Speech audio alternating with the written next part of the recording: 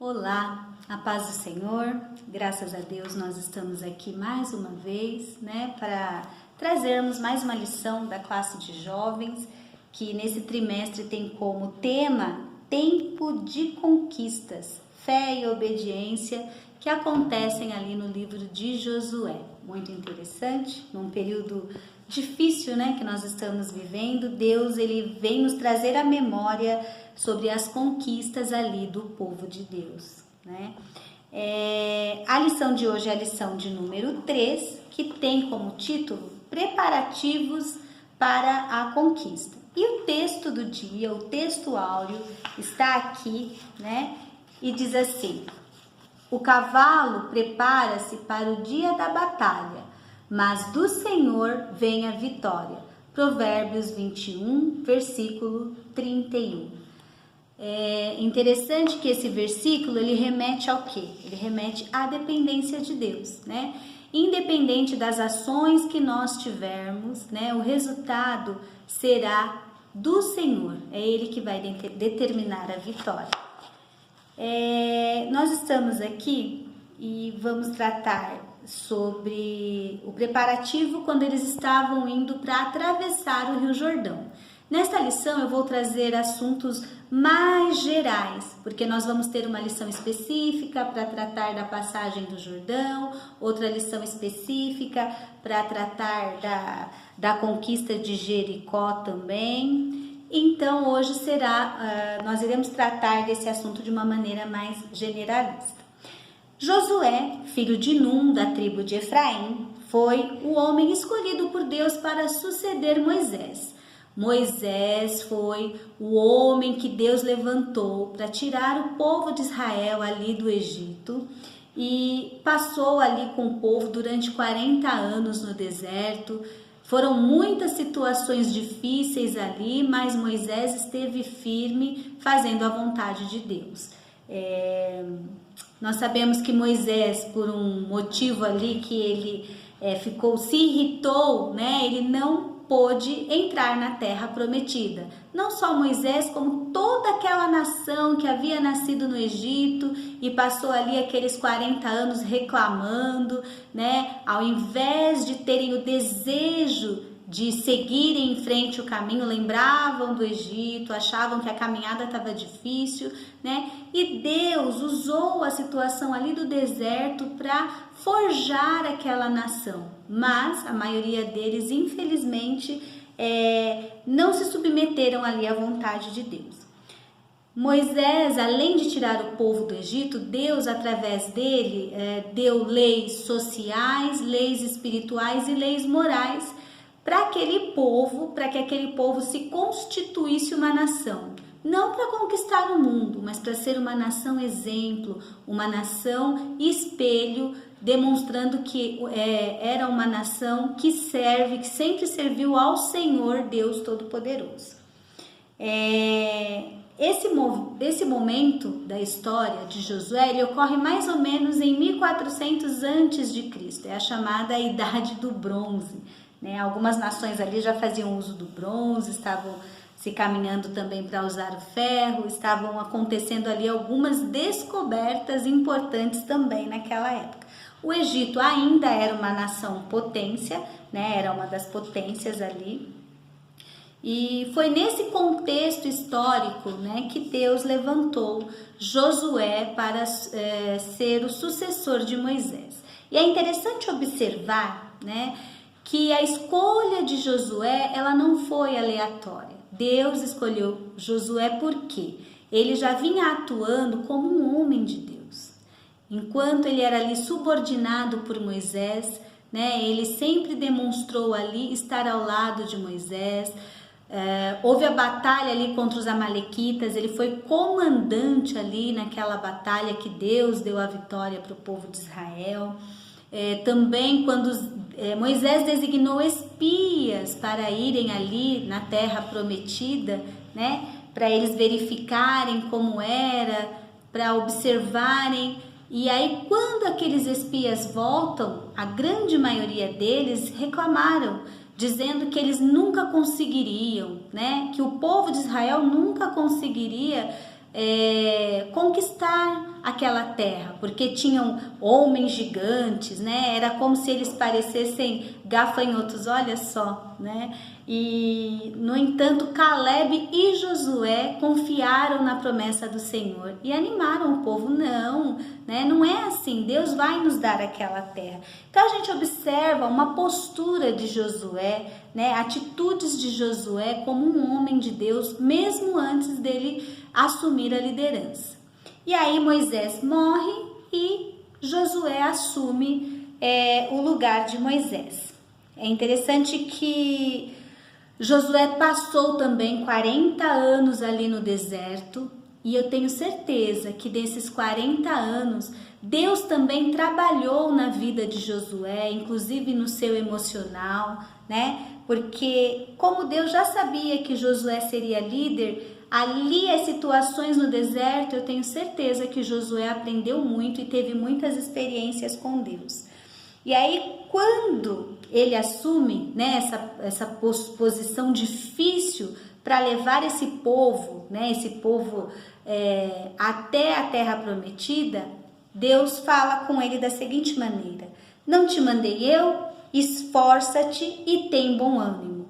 E esta fala de Deus para Josué, né, para confirmar: olha, Josué, foi eu que te chamei, foi eu que estou te mandando, te esforça, faz o melhor de ti, Josué, né? Tenha bom ânimo, porque Deus sabia das grandes dificuldades que apareceriam no meio do caminho, né? Mas Deus deixou muito claro para Josué que era Deus quem tinha chamado Josué para aquela obra.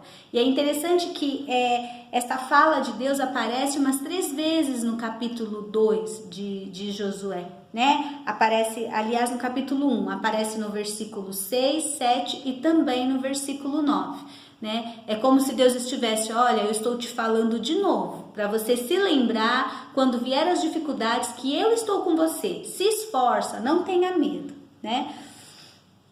E é interessante que Deus, ele estabelece 3 paradigmas importantes para a liderança de Josué, né?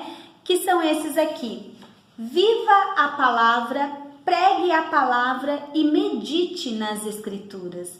Interessante, porque como um líder, ele tinha que ter uma prática, né, diante de Deus, anunciar o ensinamento da palavra de Deus e constantemente meditar nas escrituras, né? Não se aparte da tua boca o livro desta lei. Nós encontramos também ali a orientação de Deus para Josué.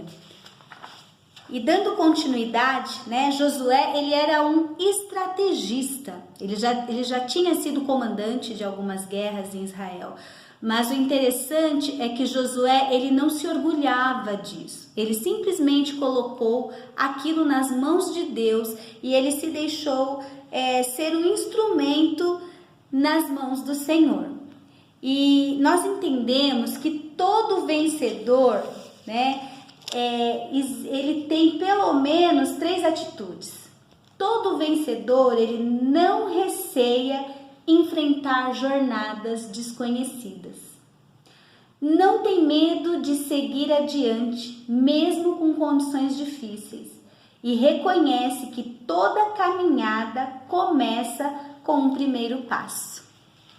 E aí a gente faz uma pausa aqui no sentido de que nós estamos vivendo um momento difícil. Estamos vivendo uma situação que nós nunca vivemos antes. E a gente não sabe quando ela vai ter fim. Mas o Senhor, assim como Ele falou com Josué, né, e disse: não te mandei eu, esforça-te e tem bom ânimo. Então que possamos ouvir a palavra de Deus nesta manhã e nos esforçarmos e termos bom ânimo. E não termos receio de seguirmos em frente, não termos medo de continuar esta jornada, mesmo não sabendo o que vai acontecer. Mas o importante é confiarmos que Deus cuida da sua igreja. E é importante ver que nós precisamos também ter planejamento. Nesta lição nós vamos ver que Josué, ele como todo estrategista, ele tomou algumas atitudes e deu algumas orientações ao povo para que eles chegassem a atravessar o Rio Jordão e depois disso fossem conquistar a cidade de Jericó, que aliás era uma cidade estratégica muito importante. E Josué sabia que se ele conquistasse Jericó primeiro, as outras batalhas seriam menos difíceis, né? Não seriam fáceis, porque nenhuma batalha é fácil, né? Mas ele sabia que devido à localização geográfica de Jericó, ele tinha uma visão melhor das outras cidades ali. E aí, Josué, ele deu algumas orientações para o povo, né? O povo já não estava mais recebendo o maná. Lembram que lá no deserto, né, o povo recebia maná e mesmo assim o povo reclamava. Aliás, me vem à memória o seguinte, que nós erramos muito quando reclamamos. Quando a gente vai para a palavra de Deus e vemos, né, como o povo reclamava. O povo reclamava de tudo. Reclamava que não tinha carne, reclamava porque gostava da cebola do Egito, reclamava porque o maná não gostava, eles já estavam enjoados do maná e assim vai, né? De tudo eles reclamavam da liderança de Moisés. E para os dias de hoje é importante nós lembrarmos que nós temos que tomar muito cuidado. Ao invés de apenas ficar reclamando, nós precisamos aprender a agradecer por aquilo que Deus já tem nos dado e nos posicionarmos de maneira a sermos úteis na casa de Deus. Porque é muito fácil reclamar do pastor, reclamar da igreja, reclamar da regente, reclamar da professora da escola dominical, reclamar de A, de B, de C, mas não é isso que Deus tem para as nossas vidas. E aí quando a gente vê aquele povo que só reclamou, ficou lá, morreu no deserto, não entrou na terra prometida.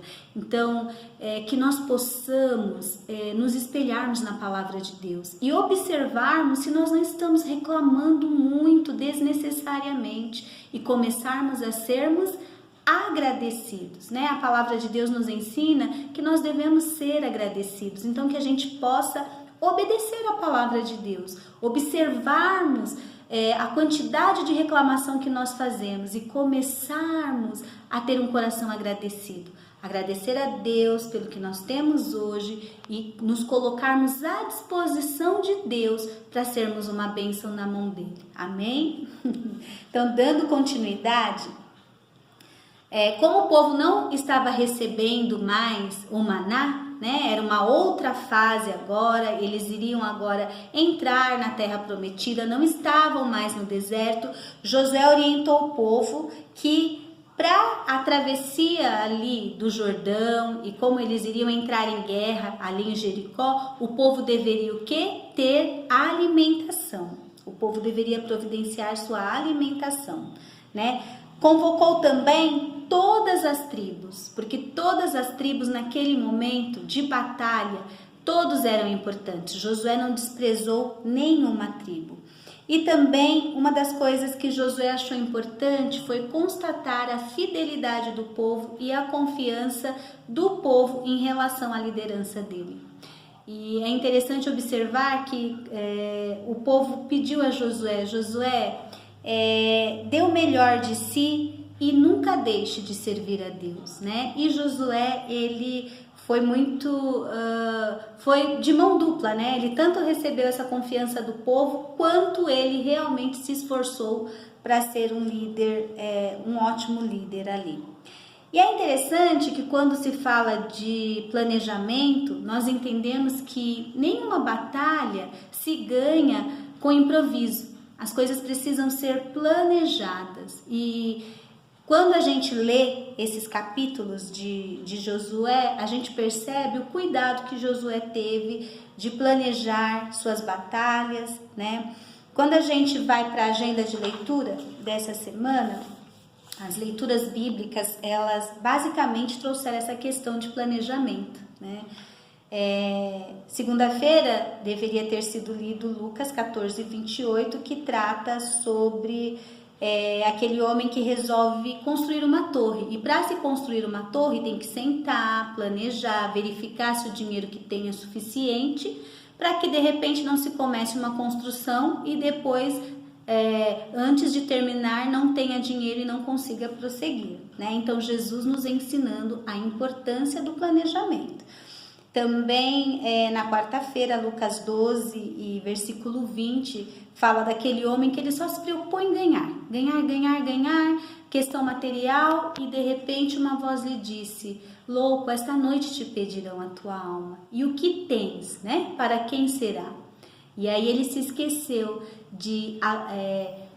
ele só trabalhou pelo material, esqueceu que o principal é a riqueza celestial, é termos riquezas no céu, conforme o Senhor Jesus nos ensinou. Não ajuntem tesouros na terra, mas ajuntem tesouros no céu, né? E também a leitura em Provérbios 6:6, que diz, né, que o preguiçoso precisa aprender com a formiga. Por quê? A formiga, no verão, onde há abundância de alimentos, ela vai trabalhando e vai estocando para o inverno, porque no inverno não dá para a formiguinha sair, pegar o alimento, a escassez de alimento é grande, né? Então, no verão, quando tá tudo bem, ela vai trabalhando e já vai guardando alimento para o inverno. Então, assim, o preguiçoso, ele não vai conseguir ter planejamento, ele não vai conseguir se esforçar. E Deus está nos ensinando, né? Moço, moça, né? Irmã, irmão, que estão acompanhando esta aula, para a vida espiritual nós também estamos numa guerra e nós também precisamos nos planejar. A gente sempre percebe a dificuldade para nós mantermos um devocional, uma vida de oração, uma vida de estudo da palavra de Deus. Mas nós precisamos enfrentar esta guerra e nós precisamos nos planejar, estar atentos, estarmos vigilantes. E essa questão do planejamento me lembra o capítulo 25 de Mateus, né? Quando inicia ali com a parábola das 10 virgens. É muito interessante, né? 5 foram ao encontro e tinham azeite, né? E 5 não tinham azeite. O que aconteceu? O esposo demorou para chegar, todas dormiram. Quando o esposo chegou, as que tinham azeite estavam com a sua lâmpada acesa. As que não tinham queriam, né, que as que tinham azeite dividissem, mas as que tinham azeite não tinham como dividir. E aí as que não tinham azeite ainda foram comprar. O que aconteceu? O noivo foi embora, levou as 5 que já estavam preparadas, né, que já tinham se planejado para aquele momento, e as que não tinham azeite acabaram ficando. Então, meus queridos, nós precisamos estar atentos. Nós estamos vivendo dias difíceis, são tantas coisas que se levantam para nos distanciar de Deus, para tirar a nossa atenção, para nos embaraçar, né?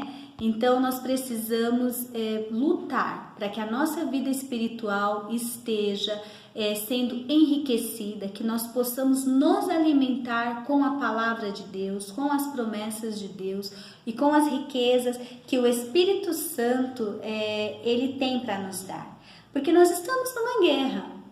Ah, irmã Patrícia, numa guerra? Mas sim, estamos numa guerra, né? Lá em Efésios capítulo 6, Paulo ele deixa muito claro, a nossa guerra não é contra o ser humano.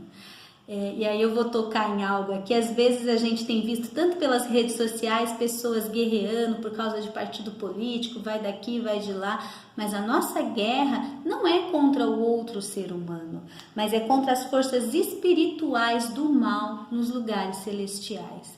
E aí às vezes a gente se dispersa tanto em alguns pensamentos e esquecemos que existe uma luta espiritual nos envolvendo. E aí a gente precisa buscar em Deus discernimento, né? Porque os espíritos maus, eles estão nos lugares celestiais querendo nos tirar da presença de Deus. Por quê? Quando nós vamos lá em Efésios capítulo 1 e o versículo 3, está escrito assim: bendito o Deus e Pai de nosso Senhor Jesus Cristo, o qual nos abençoou com todas as bênçãos espirituais nos lugares celestiais em Cristo. Olha só, quando nós aceitamos o plano da salvação, aceitamos o Senhor Jesus, né? somos salvos, Ele tem para nós bênçãos espirituais, né? E aí começa com o selo do Espírito Santo, somos separados, temos a marca, né? Para dizer que somos propriedades de Deus. Olha que coisa linda. E isso acontece, e aí quando nós nascemos de novo, nós estamos em lugares celestiais. E isso não é depois que a gente morrer, já começa agora. Isso é algo glorioso para nós pensarmos. Também Efésios capítulo 2, no versículo 6. E nos ressuscitou juntamente com Ele e nos fez assentar nos lugares celestiais em Cristo Jesus. Irmãos, a nossa salvação é coisa tão gloriosa, né? Quando nós nascemos de novo, a palavra de Deus diz que nós ressuscitamos com Cristo, né? E Ele nos faz assentar em lugares celestiais. Então, esta batalha espiritual, ela é uma realidade. Assim como Josué tinha ali a missão de levar aquele povo para a terra prometida, eles tinham que atravessar o Jordão e ir conquistando as diversas cidades, nós temos também muitos desafios. Nós não venceremos esta batalha pelas nossas forças, né? Pelos nossos méritos. Primeiro, o Senhor Jesus já morreu na cruz para nos dar o direito à salvação. E agora nós precisamos buscar todas estas bênçãos espirituais que estão escondidas em Cristo Jesus. E por isso nós não podemos ser preguiçosos, não podemos ser relaxados, né? Mas nós temos que ter atenção, ser diligentes, ser espertos em buscar a presença de Deus e todo este tesouro que Ele tem para nós. E aí voltando, né, para essa questão de Josué, depois que ele pediu para que o povo se alimentasse, depois que ele convocou todas as tribos e depois que ele se certificou, né, da questão da liderança dele em relação ao povo, ele mandou também espias ali para a cidade de Jericó, né? E nesse momento aqueles espias estavam indo já para trazer informações para que Josué traçasse o plano ali de invasão contra Jericó. E é interessante observar que aqueles homens, quando eles chegaram, eles não foram percebidos. Talvez eles tivessem sido confundidos com pessoas que estavam ali ou para negociar ou simplesmente passeando, né? Mas à noite, quando estava anoitecendo, eles foram percebidos. E Deus preparou uma porta de escape para aqueles espias. E por incrível que pareça, foi na casa de Raabe, uma prostituta, né? E é interessante observar a maneira como Deus fez para que aqueles homens escapassem com vida, né? Raabe já tinha ouvido falar do poder de Deus. E ela entendeu que ela, uma pessoa frágil, limitada, ela não adiantava ela ir contra a vontade do Deus de Israel. Então ela escondeu aqueles homens ali, né? Ela conseguiu confundir os guardas que foram até a casa dela.